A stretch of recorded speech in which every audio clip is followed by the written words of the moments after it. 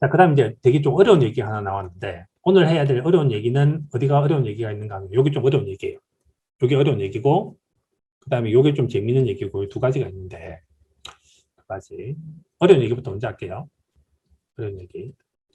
자, 금리 인상을 시작하면 인버스를 사는 것도 괜찮은 전략이다라고 말씀을 듣고 추적을 해봤습니다. 라는 걸 추적을 해봤습니다. 해봤더니 금리는 실제로 올랐죠. 그러니까 실제 금리는 올랐는데 금리 그렇게 많이 오르지도 않긴 했는데 사실 금리가 오르긴 올랐어요. 자, 30년물 국채 같은 경우는 30년물 트레저리 컨스탄트 머추리티 레이트를 보면 30년물 금리가 제가 이제 그 요즘에 이걸 뭐 써야 될 필요를 별로 못 느끼고 있는데 계절이 너무 길어져가지고요. 이렇게 이제 여기 보면 가을이 있고 여기 겨울이 있고 여기 보면 여름이 있죠. 그럼 2016년 10월부터 2018년 7월 달까지 보면 여름이면 그럼 그 기간 동안에 요렇게 가격이 여기서부터 시작해서 2016년 여기서부터 시작해서 가격이 하여튼 2018년도까지 해서 요렇게 오르긴 올랐어요. 오르긴 올라서 한 2.5부터 시작해서 한 3.5 정도까지 올랐으니까 한 1% 정도 올랐죠. 1%좀 올랐으니까 꽤 그것도 오르긴 오른 거고, 그러면 30년 국채가 금리가 1% 올랐다. 30년 물이 금리가 2.5가 금리가 3.5가 됐다 하면 가격이 얼마 올랐냐 하면 금리가 2.5%고 2.5% 30년 물 그다음에 이제 30 이렇게 하면 가격이 1,105원이고요. 1,105원 이렇게 마이너스 붙이고, 근데 금리가 3.5로 올랐으면 이렇게 된 거죠. 그러면 얼마 벌 수 있냐 하면 쇼트 치면 이렇게 하면 가격이 한 21% 정도 좀 상승을 했어요. 21% 상승. 자, 그러면 분석을 해본 바에 따르면 TMV 같은 이런 이제 장기국채 인버스를 샀었으면 수익률이 20% 정도 되는데, 이게 레버리지니까 곱하기 3 한다고 생각하면 대충 한 60은 안 나오다 한 50 정도 좀 나와야 되는데, 살펴보니까 수익률이 생각보다 좋지 않았다. 수익률이 생각보다. 그러니까 TMF 같은 건 수익률이 상당히 좋았었는데 겨울에. 근데 여름에 TMV는 반대쪽인데 별로 상태 안 좋았다. 그래서 신기하다. 왜 그럴까? 신기하다. 왜 그럴까? 이 얘기를 하고 있는데, 금리에 대한 얘기를 좀 더 해야 될 것 같아요. 왜 금리에 대한 얘기를 더 해야 되는가 하면, 지금 이제 제일 미스테리한 건 그거지 않습니까?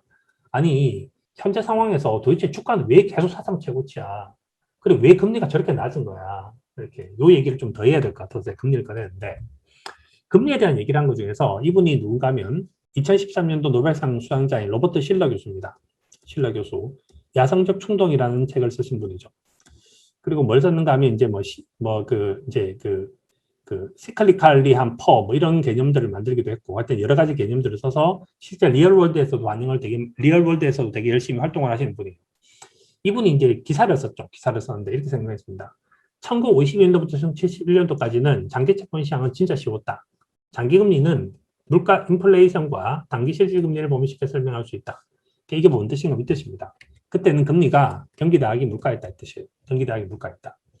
근데 90년대부터 시작해서 우리의 이론, 그러니까 명목금리는 실질금리 더하기 인플레이션이다라고 하는 우리 이론이 어긋나기 시작했다. 그래서 실제 미국의 단기 실질 이익률과 인플레이션이 제로나 마이너스였다. 그래서 장기 이자율은 더 낮아졌다. 2008년도 이후 양적 완화를 감안한다 하더라도 장기 이자율은 예상했던 것보다 더 높다. 그래서 요 얘기가 이제 뭔 얘기를 하는 건가, 이 얘기를 하는 건데, 예전에는 금리가 분명히 이랬었어요. 금리가 분명히 이랬었는데, 금리가 뭘로 바뀌었는가 하면, 이제는 금리는 물가보다만 높은 수준으로 바뀌었습니다. 왜 이런 일이 발생했을까? 왜 이런 일이? 그러니까 앞으로는 도대체 어떻게 될 건가에 대한 얘기를 해보려고 하는데, 이건 이렇게 볼 수 있어요. 현재 우리가 이제 느끼는 건 이런 거죠. 2008년도에 주식 투자를 했던 사람들이 저한테 많이 질문했던 겁니다. 아니, 서프라임에 대한 얘기를 하는데, 한국은 서프라임 관련된 채권이 좀 있긴 있었지만, 아니, 왜 중국 주식에 영향을 줍니까? 중국은 서프라임 관련된 자산도 없지 않습니까? 이 질문에 대해서 어떻게 답변을 할까? 두 번째, 2011년도에 그리스가 왜 도대체 세계에 영향을 미칩니까? 그리스는 전세 0.3%밖에 안 됐는데, 제가 지난주에는 그 0.1%도 안 된다 그랬죠. 미얀마 같은 경우. 근데 그럼 도대체 그리스는 뭐냐? 2016년도 영국이 브렉시트 했는데 왜 우리나라 주가는 그날 100포인트 빠졌냐? 도대체 뭔 관계가 있냐? 영국과 우리나라 교역을 하는 것도 거의 없는데 이유가 도대체 뭐냐 이거죠. 현재 이걸 설명할 수 있는 방법은 두 가지가 하나가 있는데, 두 가지. 80년도 이전, 80년대 이후. 그러면 로버트 실러 교수가 말을 할 때 도대체 뭐가 바뀌었냐 하면 이게 바뀌었어요. 80년대 이전에는 실물 시장이 훨씬 더 중요했어요. 왜냐하면 80년대 이후에 선물의 시장이 만들어졌고 옵션 시장이 만들어졌고 그 다음에 스왑이라고 하는 시장이 되게 빠른 속도로 커지기 시작했습니다. 그러니까 저런 시장이 없었어요. 저런 시장이 없었다고. 저런 시장이 없었으니까 그 당시만 하더라도 뭔가 하면 실물 시장이 자산 시장보다 더 컸었어요. 80년대까지는. 그래서 이때는 누가 더 중요했는가 하면 재정 정책이 훨씬 더 중요했어요. 재정 정책이. 자, 현재 지금은 재정 정책이 중요합니까? 통화 정책이 중요합니까? 현재는 통화 정책이 압도적으로 중요하죠. 통화 정책이. 압도적으로 중요하죠. 왜? 지금 이제 지난주에도 보여드렸지만 실물 시장 규모를 매저하는 건 GDP로 하는데 85조 달러밖에 안 돼요. 85조 달러밖에 안 돼요. 근데 스왑이라고 하는 시장은 이 시장 규모보다 적어도 한 10배는 넘게 클 거거든요. 10배, 20배 클 거거든요. 그러니까 상대가 안 되는 거죠. 그래서 예전 시장은 뭔 시장이었는가 하면 생산 경제였고 실물 경제였어요. 그러니까 뭐가 있는가 하면 소비, 투자, 수출 뭐 이런 시장이었던 거죠. 근데 지금 시장은 실물 시장이 아니라 자산 시장입니다. 지금 현재 메인은 교환 시장이죠. 교환 시장. 이거 두 개가 드라마틱한 변화예요. 드라마틱한 변화. 그러니까 80년대 이전에는 뭐 했었는가 하면 이겁니다. 경기 좋아지면 주가 오른다. 이게 80년대를 설명하는 설명이에요. 80년대 이전. 근데 80년대 이후를 설명하는 건 뭔가 하면 이겁니다. 주가 오르면 기분 좋다고 소고기 사 먹겠지. 웰스 이펙트가 일어나고 그래서 경기가 좋아진다는 거예요. 그러니까 옛날에는 경기가 좋아지니까 주가가 올랐고 지금은 주가가 오르면 경기가 좋아질 수 있어요. 왜냐하면 시장이 바뀌었어요. 시장이. 자, 두 번째 바뀐 것은 뭔가 하면 블랙먼데이 일어난 날, 87년도 블랙먼데이 일어난 날 미국 주가가 그날 하루에 23% 빠졌습니다. 23%. 그날 대한민국 주가는 올랐을까요? 떨어졌을까요? 정말 되게 놀랐겠죠. 그때 대한민국 주가는 올랐습니다. 왜 올랐냐면 그 당시만 하더라도 미국하고 한국은 별개였어요. 별개였던 이유가 왠가 하면 이 나라 두 가지가 서로 섞이지 않았어요. 그래서 뭐 했는가 하면 이때는 메이드 인 USA가 따로 있고 메이드 인 코리아가 있고 메이드 인 재팬이 있고 이제 이렇게 있었던 거죠. 그래서 냉장고를 세 개 나라 다 만든 겁니다. 근데 지금은 애플 같은 경우는 제가 여러 번 보여드렸지만 애플은 메이드 인 월드에 가깝죠. 전 세계 사람들이 다 같이 만드는 상품이죠. 그래서 애플은 하나의 국가가 개입한 것이라고 볼 수 없다. 이렇게 지금 현재 이런 상태죠. 좀 지나서 초국가 기업들이 많이 만들어지고 초국가 기업들에 대한 법인세 이런 것들이 세팅이 된다고 생각한다면 전 더 심해질 거라고 생각합니다. 자, 그러면 도대체 이런 일들을 일으켰는데 요게 일어난 이유를 가장 하나로 설명해야 하면 그것이 뭐냐 하면 저는 그걸 설명하는 것이 요거라고 생각해요. 2000년대 왜 잘 안 맞았냐 또 80년대 큰 변화가 한 번 있었고 2000년대 변화가 또 한 번 있었는데 1990년도에 독일이 통독이 됐습니다. 독일이 통독. 정말 신기한 시장이죠. 그래서 사회주의 국가 하나가 없어져요. 그 다음에 1991년도에 뭐가 없어지는가 하면 구소련이 망했습니다. 구소련. 그래서 소련이 사라지고 러시아로 바뀌었죠. 그 다음 92년도에는 중국의 덩샤오핑이 남순 강화라고 하는 것들을 해서 흑묘, 백묘라는 얘기했죠. 그래서 검은 고양이든 흰 고양이든 뭐 그 고양이만 쥐만 잘 잡으면 된다는 얘기를 해요. 그러면 1990년, 1991년, 1992년도 같은 2000년대 이전에는 뭐가 있었는가 하면 사회주의 국가가 있고 그래서 자본주의 국가가 따로 있죠. 그래서 나라가 돈들이 움직이는 것이 이제 멈춥니다. 돈들이 이동하지를 못했어요. 그러니까 한국은 한국에서만 돌고 중국은 중국에서만 돌고 미국은 미국에서만 돌았다는 거죠. 그래서 그걸 세그리게이션, 경제가 분리됐다는 거예요. 근데 지금은 정말 되게 쉬워진 것이 최근에 비트코인 같은 것이 만들어지니까 더더더 쉽지만 이제는 한국에 있는 자금을 중국으로 보내고 중국의 자금을 미국으로 보내고 이런 것이 훨씬 더 쉬워졌죠. 이제 비트코인 같은 게 만들어지면. 그래서 이제는 세계 경제가 하나로 통합되기 시작을 했습니다. 자, 그래서 어떤 일이 만들어졌냐? 이 일이 만들어졌는데 이 일이 이 일을 설명하면 이렇게 돼요. 자, 그러면 옛날에는 어떻게 만들어졌는가 하면 자, 1970년대로 돌아가죠. 1970년대, 1980년대 돌아가죠. 그러니까 제가 이제 초등학교를 다니던 시절에 이제 학교를 가게 되면 그 금고에 있는 언니들이 와갖고 이제 500원짜리 동전을 받아갔어요. 동전을 받아가서 뭐 이름 쓰고 500원 입금했으면 도장 찍어주고 이런 거죠. 그때 금리를 얼마 줬는가 하면 경제 성장률이 9%좀 됐고 물가가 한 6%좀 됐고 금리는 한 15%좀 줬습니다. 너무 당연하다고 생각을 했죠. 1980년대는 이것이 너무 당연했어요. 그러니까 명목금리가 이걸 다 챙겨주는 거죠. 근데 어떤 일이 있었는가 하면 이제 이런 일이 있었는데 2002년도에 2003년, 2004년, 2005년도 어떤 일이 있었는가 하면 중국에서 어떤 일이 있었는가 하면 이런 일이 있었죠. 요 두 가지를 생각한다면 경제 성장률 10%예요. 근데 중국은 물가를 2%로 떨어뜨렸어요. 그런데 중국의 금리가 얼마였는가 하면 12를 줘야 되잖아요. 12를 안 주고 예금 금리가 3%, 예금 금리가 3%, 대출 금리가 5%였으니까 이 금리가 여하튼지 많아봐야 3% 정도 받았어요. 그러면 이제 중국의 민간이 왕서방이 화낼 거 아닙니까? 왕서방이 중국의 초상은행 가서 화를 내겠죠. 아, 도대체 뭐 하시는 겁니까? 지금 경제 성장이 10%고 내 돈에 대한 기회비용을 고려하면 저한테 12% 주셔야 되는데 왜 저한테 3% 주세요? 이렇게 얘기했을 거 아닙니까? 그럼 초상은행이 뭐라 그랬습니까? 지랄하지 말고 그럼 딴 데 가. 딴 데 가서 뭐 할 건데? 그래서 금리 나한테 3%라도 받아. 그럼 네 금리 3%라도 받으면 물가보다는 높잖아. 너 손해보진 않아. 이렇게 말을 하게 된 거예요. 그때 왕서방이 할 수 없는 거죠. 이렇게. 그래서 왕서방 3% 집어넣고 어떤 사람 5% 대출 받아가기 시작했습니다. 5%로 대출받아서 사업을 하면 10%가 나오니까 그 중국에서 어떤 일이 발생했는가 하면 돈을 빌려서 사업만 하면 돈을 버는 일이 발생을 했기 때문에 중국은 벤처 열풍이 일어나기 시작을 했고 중국에서는 굉장히 많은 이제 신흥 부자들이 탄생하기 시작했어요. 그래서 전 세계 어디에도 없는 신흥 부자가 제일 많이 탄생한 데가 중국하고 그다음에 러시아 같은 데가 탄생한 거죠. 다른 나라 이렇게 하기 힘듭니다. 그래서 요 그림을 설명하는 것이 바로 요거죠. 금리가 물가보다 높지 않냐. 그래서 요거는 뭐가 있는가 하면 최소한의 억울하진 않다. 내 돈이 가치는 지켜진다라고 말을 한 거예요. 자, 이게 2003년도인데 그러면 2020년도의 현재는 도대체 뭐냐? 2021년도의 현재는 뭐냐? 그런데 마이너스 금리를 하고 있는데 제가 지난번에 마이너스 금리는 뭐라 그랬는가 하면 돈이 신음한다 그랬죠. 돈이 신음한다. 너무너무 힘들어요. 하고 돈이 신음합니다. 자, 그런데 자금을 필요한 사람은 기업이고 자금을 공급하는 사람은 가게예요. 그런데 현재 가계가 얼마나 받아야 되는가 하면 한국 경우를 생각하면 이렇게 되겠죠. 명목금리가 실질금리 더하기 인플레이션을 생각하면 현재 인플레이션이 2%는 될 거고 실질금리가 올해 경제성장하면 3% 4%는 되겠죠. 뭐 3%쯤 된다면 5% 줘야 되잖아요.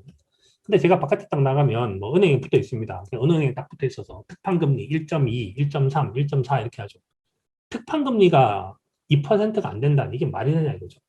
그럼 지금은 이 금리 자체가 1점 얼마라고 얘기를 하는 것은 물가보다도 더 금리가 낮은 상황이 와 있는 거잖아요. 자, 그러면 이렇게 금리가 낮아버리면 가계가 유리하겠습니까? 기업이 유리하겠습니까? 이게. 그래서 저는 현재 실질금리 마이너스의 의미는 뭔 뜻인가 하면 실질금리 마이너스 의미는 가계가 받아야 될 이자 소득을 기업들한테 다 이전시켜주고 있다라고 얘기를 할 수 있겠죠. 그러니까 지금은 기업들이 돈이 어마어마하게 많은 시대로 오게 된 거예요.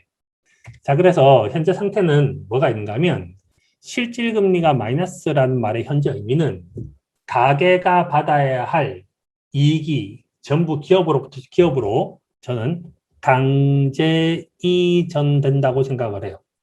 그러니까 지금 현재는 기업들이 이렇게 사업하기 쉬운 적이 별로 없었을 거예요. 왜냐하면 금리가 너무너무 낮으니까. 그럼 도대체 왜 지금 각 국가들은 전부 다 이렇게 실질금리도 떨어뜨리고 명목금리도 물가 이하로 떨어뜨려서 이런 짓을 하고 있을까 하면 이것이 기업에게 너무너무 유리한 상황을 만들어주는 것들인데 기업들은 어떻게 하면 유리하지인가 이렇게 유리해져요. 그래서 지금 이제 뭔 얘기를 하는 건 그 얘기를 하고 있지 않습니까? 이거 버블이다. 그래서 제가 지금까지 논문을 본 것 중에서 가장 신기하게 본 것이 뭔 논문인가 하면 칼로타 페레즈라고 하는 분의 논문이에요. 제가 이제 지난주 텔레그램에서 사실 제일 신경 써서 말을 한 건 제가 이 부분인데 기술의 진보와 파이낸셜 캐피탈이라고 하는 논문인데 이 논문은 이런 겁니다. 자, 예를 들어서 1970년도에 IT 혁명이 일어나기 시작해요. 그리고 2000년도에 IT 버블, 나스닥 버블이 만들어지죠. 나스닥 버블이 만들어지는데 이 버블 때문에 현재의 기술이 확산되고 있다고 말을 하는 거예요. 자, 이게 왜 그런가 하면 2000년대에 그때 장혁 뭐 이런 사람들이 TV에 나왔었고 그때 그 1999년도에 Y2K라고 하는 노래 부르는 가수 있었던 거 기억하십니까? 진짜 웃긴 거죠. 그래서 가수가 Y2K였어요. 이렇게. 그래서 그때는 뭐 했는가 하면 1999년 다음에 2000년대를 하게 되면 1900년도로 입력을 하게 돼서 난리가 난다. 그래서 저때 뭘 하게 된다면 어마어마한 자금들이 IT로 갑니다. IT로 가서 그 당시에 이제 있어서 뭐 있었냐면 그게 있었던 거죠. 그래서 저 Y2K 문제를 해결한다고 해서 전 세계가 이제 밑에다가 인프라를 어마어마하게 깔기 시작합니다. 인프라를. 정말 인프라 되게 열심히 깔죠. 그 인프라를 깔고 난 다음에 있었던 그 황당한 건 그런 건데 인터넷 속도 엄청나게 빨라졌어요. 그때 뭐 장혁이 나와서 따라올 테면 따라와봐 이거 했을 때 있지 않습니까? 인터넷 속도가 진짜 빨라졌어요. 진짜 빨라지고 난 다음에 지금 우리는 이제 그 스마트폰 위에서 그 이제 스마트폰이라고 하는 거 위에서 카톡도 쓰고 그다음에 이제 그 휴대폰으로 사진 찍어서 인스타그램도 하고 이렇게 하는 거죠. 그럼 현재 페이스북이라든지 인스타그램이라든지 현재 뭐 그 각종 애플의 서비스라든지 이런 것이 이 당시 IT 버블이 아니었었으면 가능했겠냐? 불가능하다라고 하는 되게 놀라운 논문이에요. 이 논문의 내용은 칼로타 페레즈라고 이 놀라운 논문은 뭔가 하면 버블이 결국은 새로운 기술을 확산시키는 그 촉매가 되고 있다고 말을 하는 것과 똑같은 거예요. 이게 뭐가 똑같은가 하면 자 미국이라는 나라가 할리우드이 있고 그다음 월스트리트가 있는데 월스트리트는 동쪽에 있고 할리우드는 서쪽에 있잖아요. 서쪽에 있는데 제가 이제 아바타 영화를 봤어요.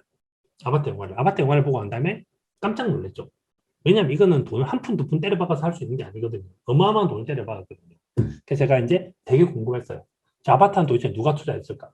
아바타 투자는 누가 했겠습니까? 투자한 사람이? 이 벤처 캐피탈이 있어요. 벤처 캐피탈이.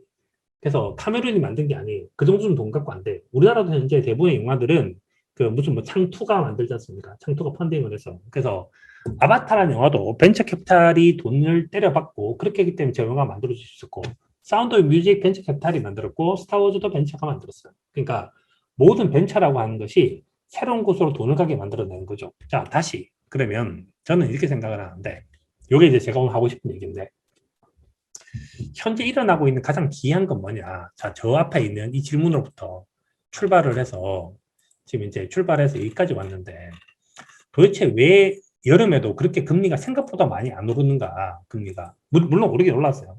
근데 생각만큼 그렇게 안 오르냐면 지금 금리가 레벨이 자꾸 떨어져 가고 있어요. 정말 금리가. 레벨이 너무너무 많이 떨어져 가고 있죠. 그래서 금리 그림을 딱 그리면 주식 그림을 그린 건 똑같은 건데 이 그림을 그려놓고 맥스 이렇게 말을 하면 지금 현재 금리가 30년짜리 국채 금리가 거의 사상 최저 수준 떨어져 있고 10년짜리 국채 금리도 거의 사상 최저로 떨어져 있고 사상 최저 수준으로 떨어져 있고 사상 최저 수준으로 떨어져 있죠. 이렇게 수준이 낮았던 적이 없죠. 그래서 지금 금리가 올라간다고 해도 저렇게 됐고 그 다음에 현재 미국에서 어마어마한 문제를 일으키고 있는 미국의 모기지 금리 미국의 30년짜리 모기지 금리도 사상 최저 수준에 와 있죠. 사상 최저 수준. 그 다음에 현재 주가와 관련돼 있는 하이힐드 스프레드, 하이힐드 일드도 사상 최저에 떨어져 있죠. 사상 최저. 과연 이것이 얼마나 오래 갈지는 모르겠으나, 오래 갈 수 있을지는 모르겠으나, 여하튼 현재 금리는 정말로 떨어진 그런 상태죠. 그래서 이 금리가 정상이 아닌 이유 중에 하나는 뭐가 있는가 하면 국가들의 기업 키우기 전략 같은 거죠. 그래서 우리나라 기업을 키워야 된다. 미국 기업을 키워야 된다. 중국은 중국 기업을 키워야 된다. 한국도 한국 기업을 키워야 된다. 이런 국가적인 이제 경쟁이 일어나고 있다. 이렇게 좀 저는 보고 있습니다. 그래서 현재 금리는 좀 되게 기이한 그런 상황이 있는 것 같아요.